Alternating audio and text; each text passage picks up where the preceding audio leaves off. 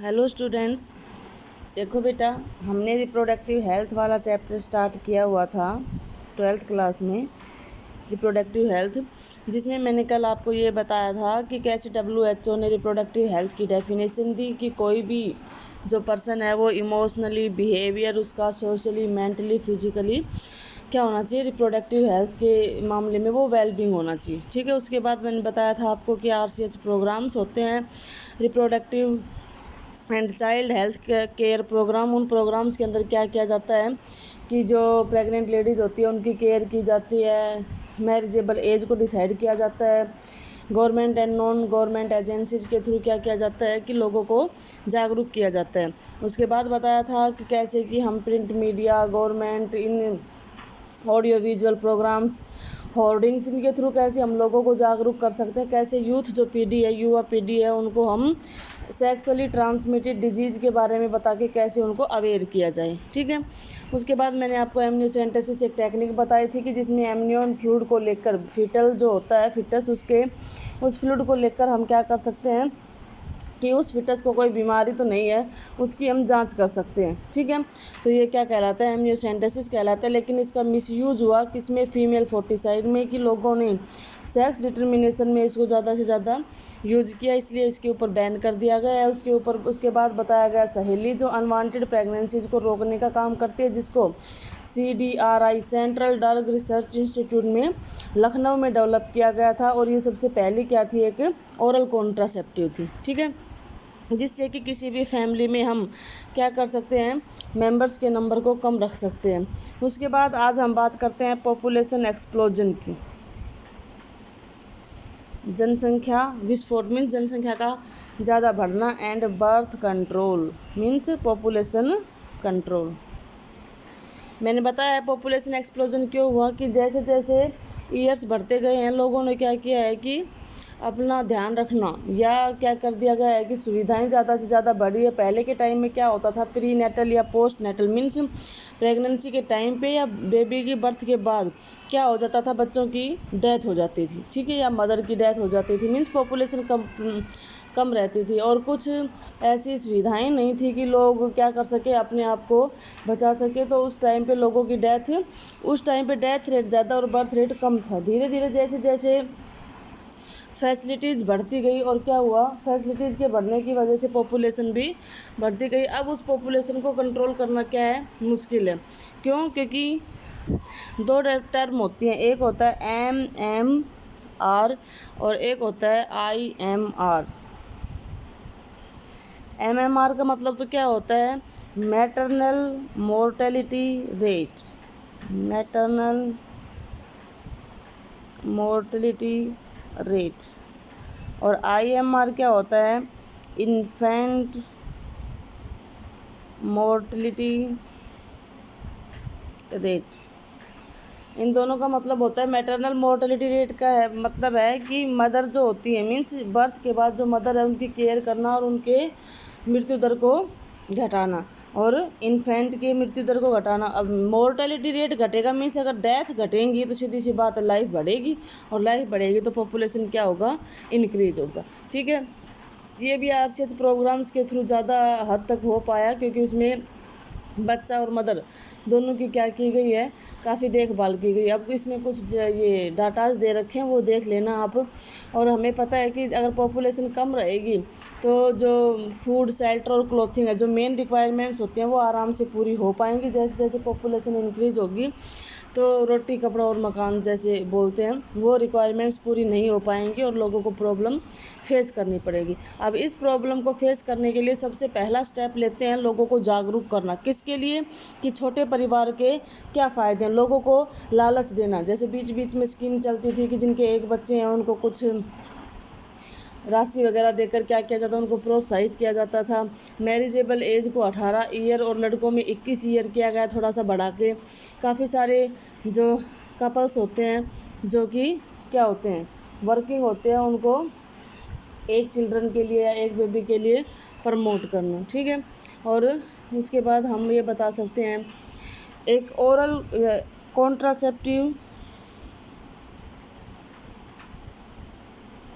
Contraceptives इनके use को बढ़ाना। कॉन्ट्रासेप्टिव का मतलब क्या होता है? विच प्रिवेंट अनवांटेड प्रेगनेंसी,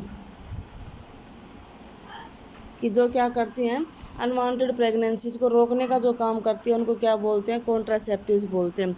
एक आइडियल कॉन्ट्रासेप्टिव के क्या क्या करैक्टर हो सकते हैं? काफ़ी बार एग्जाम में पूछा जाता है।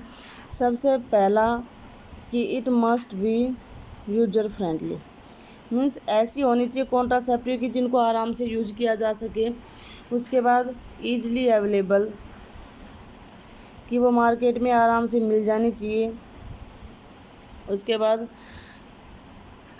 इफ़ेक्टिव, कि ऐसा नहीं है कि कोई टैबलेट ले रहे हैं, कोई इंजेक्शन ले रहे हैं और उसका इफ़ेक्ट ना हो, वो इफ़ेक्टिव होने चाहिए। एंड रिवर्सिबल, और रिवर्सिबल का मतलब क्या है?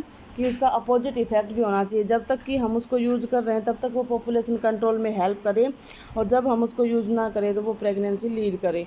फ्रेंडली मीन्स आराम से यूज कर सकते हैं, आराम से बाज़ार में मिलनी चाहिए, इफ़ेक्टिव होनी चाहिए, चीप होनी चाहिए, मीन्स जो गरीब लोग हैं वो भी उसको क्या कर सके और आसानी से ले सके। तो ये उसके क्या होते हैं, ये क्वेश्चन भी कई बार आता है, ठीक है, कि what are contraceptive? Contraceptive are the devices which prevent unwanted pregnancies, और फिर ये उनके करेक्टरिस्टिक बताने हमें।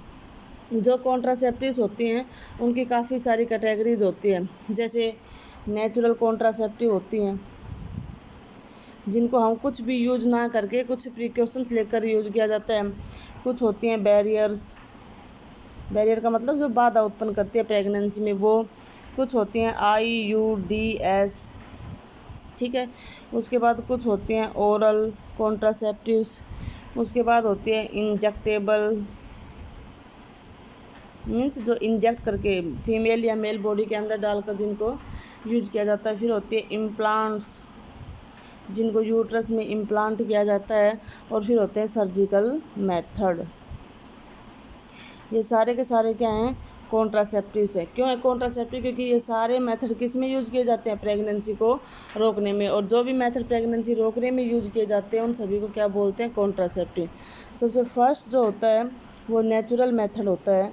और नेचुरल मेथड का मतलब क्या है? नेचुरल मेथड का मतलब होता है कि जिसमें हम किसी चीज़ को यूज ना करके, किसी भी बैरियर को यूज ना करके, बल्कि क्या किया जाए कि स्पर्म और ओवा के फ्यूजन को रोका जाए। मीन्स स्पर्म और ओवा अगर एक दूसरे से मीट नहीं करेंगे तो वो फ्यूज नहीं होंगे और वो प्रेगनेंसी का कारण नहीं बनेंगे। तो इस तरीके से हम क्या कर सकते हैं? अलग अलग कॉन्ट्रासेप्टिव यूज कर सकते हैं, ठीक है। तो सबसे पहला इसमें नेचुरल मेथड होता है जिसमें चांस ऑफ ओवा एंड स्पर्म के प्रोडक्शन को क्या किया जाए? रोका जाए जिसके अंदर, ठीक है। उसके बाद होता है पीरियोडिक अब्स्टिटेंस, ये नेचुरल में ही आता है, इसमें कोई भी डिवाइस यूज नहीं की जाती। पीरियोडिक अब्स्टिटेंस, पीरियोडिक अब्स्टिटेंस का मतलब क्या होता है कि टाइम टाइम पे कुछ क्या करना, चीज़ों को रोकने की कोशिश करना। अब हमें पता है कि 14th डे जो होता है उसके आसपास क्या होता है? ओव्यूलेशन होता है। तो इंटरकोर्स को 14th डे के करीब आने के बाद रोकना, उस टाइम पे प्रिकॉशंस लेना, ये क्या है? प्रेगनेंसी को रोकने का कारण है। क्योंकि हमें पता है कि उस टाइम पे फ्यूजन होने के चांसेस सबसे ज़्यादा होते हैं, जिसकी वजह से क्या होगा? प्रेगनेंसी होगी। तो प्रेगनेंसी को रोकने के लिए ये मेथड क्या होता है? इम्प्लीमेंट करना पड़ता है। उसके बाद आगे क्या है? इसको फर्टाइल पीरियड भी बोल देते हैं। फर्टाइल पीरियड का मतलब क्या होता है कि जिस टाइम पे फर्टिलाइजेशन के चांसेस सबसे ज़्यादा होते हैं। उसके बाद अगला बता रखा है विड्रॉल या कोइटस इंटरप्ट्स। और विड्रॉल और कोइटस इंटरप्ट्स का मतलब क्या होता है कि एट द टाइम ऑफ, कि जिस टाइम पे इंसेमिनेशन होता है। इंसेमिनेशन का मतलब होता है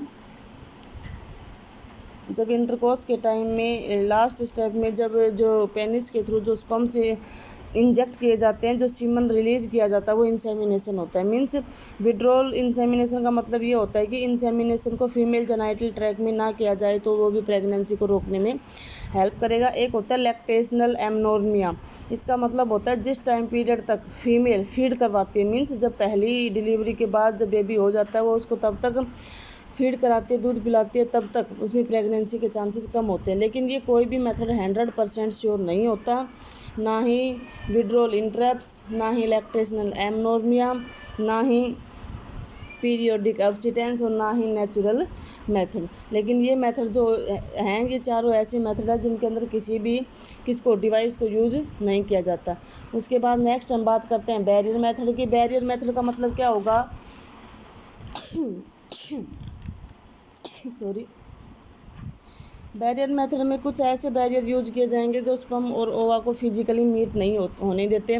इनमें कॉन्डोम्स और लूप्स आते हैं, कुछ लेटेक्स शीथ होती हैं जिनको फीमेल और मेल्स दोनों यूज कर सकते हैं और जिसके थ्रू हम प्रेगनेंसी को रोक सकते हैं। फिर डायाफ्राम, सर्वाइकल कैप या वोल्ट्स होते हैं जो फीमेल्स के अंदर यूज की जाती है, और जो ये कॉन्डोम्स वगैरह होते हैं वो मेल में यूज किए जाते हैं। उसके बाद IUD आते हैं। इनका मतलब होता है इंट्रा यूटराइन डिवाइसेस, ऐसी चीज़ें जो यूट्रस में डाली जाती हैं या यूट्रस में यूज की जाती हैं जो कि प्रेगनेंसी को रोकती हैं। जैसे कॉपर टी, CUT बोल देते हैं, CU7 बोल सकते हैं, मल्टी लोड बोल देते हैं, LNG-20 और प्रोजेस्ट्रॉन, ये दो ऐसी टैबलेट्स आती हैं जो हार्मोन रिलीज करती हैं। LNG इसके आगे 20 लिख देते हैं, और प्रोजेस्ट्रॉन ये ऐसी टैबलेट हैं जो कि ओवा के प्रोडक्शन के टाइम को चेंज कर देते हैं, जिसकी वजह से वो भी प्रेगनेंसी को रोकने में हेल्प करते हैं। ठीक है, तो ये सारे क्या थे, बैरियर मेथड थे। अब इसके बाद कल मैं आपको सर्जिकल मेथड करवाऊंगी जिसमें वासेक्टोमी, ट्यूबेक्टोमी बताया है। आज आपको देखो एक बार इधर यहाँ से स्टार्ट करके और यहाँ तक करने हैं, यूट्राइन डिवाइसेस तक, इस पेज तक। ठीक है, यहाँ तक। Thank you, have a nice day.